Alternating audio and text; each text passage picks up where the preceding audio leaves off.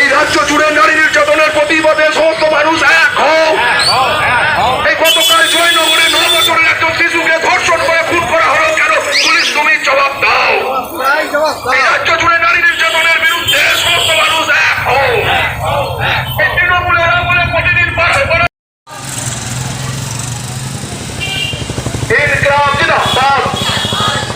এই আজিগরের মতো জয়নগরে নারী নির্যাতন করলে কেন? তৃণমূল জবাব দাও। এই জয়নগরে 10 বছরের বাচ্চা মেয়েকে খুন ধর্ষণ করলে কেন? ধর্ষক তৃণমূল জবাব দাও। এই আজিগরের মতো জয়নগরে ঘটনার প্রমাণ লুকানোর চেষ্টা করলে কেন? দলদাস পুলিশ তুমি জবাব দাও। এই আজিগরের মতো জয়নগর ঘটনাতে প্রমাণ লুকানোর চেষ্টা করলে কেন? দলদাস পুলিশ তুমি জবাব দাও। ইনকিলাব জিন্দাবাদ।